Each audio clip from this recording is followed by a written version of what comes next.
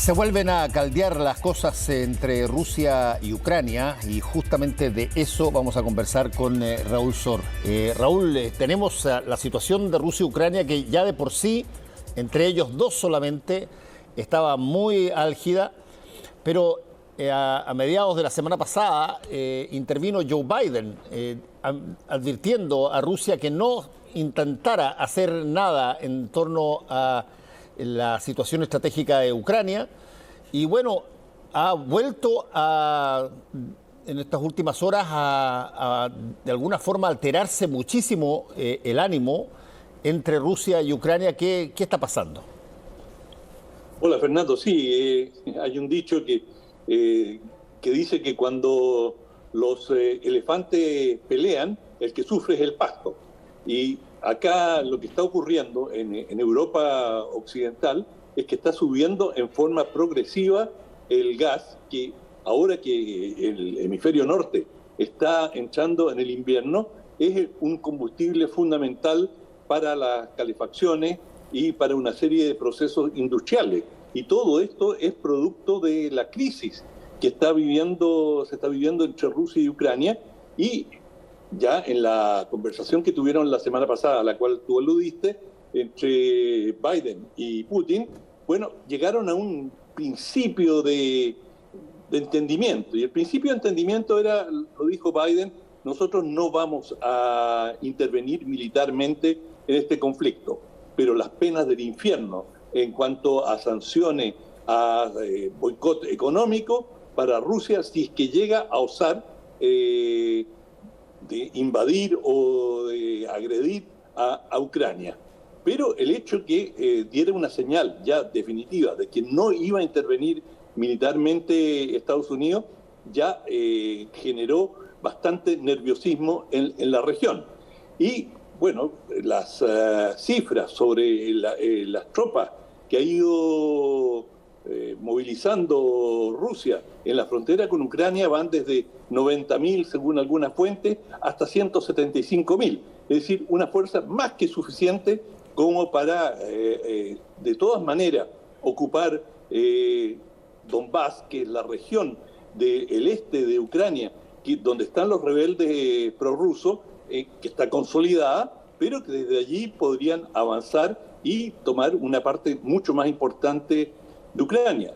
Y la condición que puso, como lo conversamos, Putin fue: nosotros no vamos a permitir, bajo ninguna circunstancia, que Ucrania pertenezca a la Organización del Tratado del Atlántico Norte, la OTAN, que es esta alianza de 27 naciones, liderada por Estados Unidos, en la cual por supuesto está Alemania, Gran Bretaña, Francia, y que se ha ido acercando en forma progresiva a las fronteras. Y claro, ningún país le gusta, a la frontera rusa me refiero, a ningún país le gusta, y tampoco a Moscú, que se le estén acercando a su frontera. Estados Unidos tampoco lo soportó con la crisis de los misiles, cuando la Unión Soviética en aquel entonces quiso instalar misiles que podían alcanzar el territorio americano desde Cuba. Bueno, Estados Unidos trazó una línea roja y al final salió con la suya, y la Unión Soviética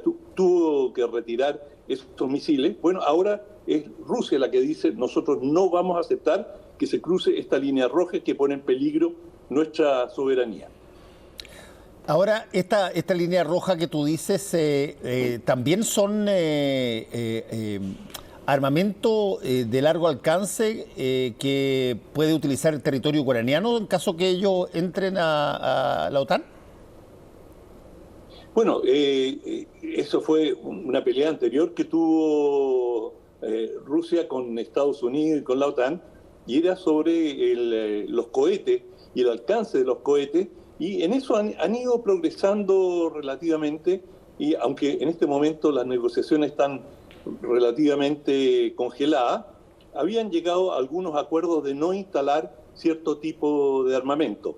Pero ahora hay, digamos, en Estados Unidos y en la OTAN, un cuerpo de pensadores y de analistas que estiman con gran certeza, dicen: no nos hagamos ilusiones, Rusia se está preparando, esto no es mero juego de pierna. Esto no es un ejercicio como que empezó en marzo de este año.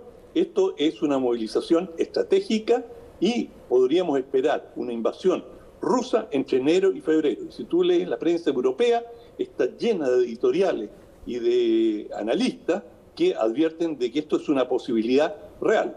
Rusia no afirma ni desmiente, que es parte de lo que tú haces cuando tienes este tipo de movilizaciones, pero ciertamente lo que quiere es una negociación. Ahora, si la coyuntura se diera de cierta manera, tú tampoco puedes descartar completamente de que no estalle un conflicto, pero la lógica, la racionalidad y el interés objetivo de Rusia no es en tener una guerra con Occidente.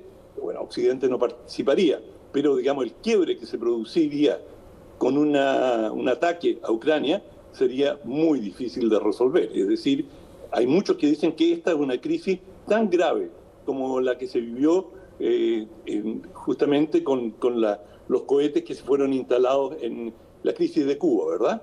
Y que esto podría ser algo similar, de manera que hay que tomarlo muy en serio. A ver, estamos hablando de dos potencias como Estados Unidos y Rusia, que ambos tienen la capacidad de destruir el país, o sea, el planeta, 13, 14 veces con todos los arsenales que tienen almacenados, si es que los dispararan todos. Y siempre está detrás de estas situaciones que potencian la variable bélica, el hecho de que son países nucleares, son países que tienen, y uno siempre se acuerda de dos dichos. Yo me acuerdo siempre de dos dichos en este asunto. Uno es del sociólogo francés Jacques Ellul, que decía: un instrumento demanda su uso. Crea algo y va a tentarte o te va a persuadir, personalizaba el objeto. Pero tú creas una bomba y alguien eventualmente va a querer probarla o va a querer usarla. Lo mismo en términos menos académicos, es ese dicho que dice que cuando tú tienes un martillo en la mano, un montón de cosas te parecen clavos. Y tú lo que básicamente haces es buscar dónde hacerlo. Ese es el temor cuando tú estás hablando de discusiones entre países que son potencias nucleares. Y se están amenazando de que no intervengas porque intervengo, no hagas esto porque oye. ¿En qué momento este tipo de situaciones forma parte de lo, llamémoslo así, clásico? Es cierto, en Cuba salieron los misiles soviéticos en su época porque podían alcanzar suelo estadounidense, y después hubo que retirar una serie de misiles estadounidenses que estaban también en el norte de Europa, porque había compensación en eso. Pero son potencias nucleares. ¿De qué sirve ser potencia nuclear, como diría Ellul, si que eventualmente esos instrumentos que tienen ahí no van a demandar tarde o temprano, a alguien se le va a ocurrir usarlo? Sí, yo no creo que en este caso estemos bajo una amenaza de un conflicto nuclear. Estados Unidos ya dijo que no va a intervenir, que Ucrania no es parte de su glacis, que no es parte de... Primero, no tiene una alianza con Ucrania, no tiene compromisos adquiridos con Ucrania como los que tiene con el resto de Europa Occidental, y por lo tanto no tiene obligación legal para intervenir. Pero las amenazas que se le están haciendo a Rusia son de muy grueso calibre. Por ejemplo, Estados Unidos le ha dicho a Putin Nord Stream 2, que es el gran gasoducto, el segundo gasoducto para vender gas ruso, y que sería una inyección a la vena para la economía rusa. No vamos a permitir que eso funcione, y ya ha presionado a sus aliados, y el nuevo gobierno alemán se ha mostrado, el gobierno socialdemócrata verde liberal alemán, ha señalado que tiene algunas reservas y que probablemente no estaría dispuesto a comprar gas ruso. Y esto sería gravísimo para la economía rusa. Por lo tanto, ese elemento que el gasoducto, dicho sea pasada, está completamente terminado. Es cuestión de echarlo a andar. Ahora, Alemania, el nuevo gobierno, sacó algunas razones burocráticas, administrativas, y ha dicho, bueno, falta cumplir algunos requisitos, algunos trámites, pero todo el mundo lo entiende como un elemento de presión a Rusia. Y, por supuesto, esto está teniendo, mira, el precio del gas en Europa ha subido un 11% desde que comenzó esta crisis, y a medida que se ve cada vez más compleja, el gas va a seguir subiendo. Y el gas es uno de los insumos energéticos fundamentales para Europa Occidental. Es decir, el conjunto de Europa Occidental, casi sin excepción, consume gas ruso. Por lo tanto, la posibilidad de un conflicto ya está teniendo repercusiones económicas enormes, porque también el resto del mundo compra insumos europeos, y las cosas, si la energía sube en Europa, la mayoría de los países europeos, España es uno de los países que ha estado muy afectado por esto, bueno, eso va a repercutir también en América Latina. Oye, por último, Raúl, Ucrania, los ucranianos, no sé si es el gobierno propiamente tal, los ucranianos son partícipes y tienen ganas de ser parte de la OTAN. Sí, bueno, están divididos, pero la parte occidental, digamos, el presidente Zelensky y el presidente actual de Ucrania, y en Kiev en general, sí, quisieran ser parte de la OTAN, y ven en eso, como otros países, los países bálticos, ven una garantía y temen a Rusia.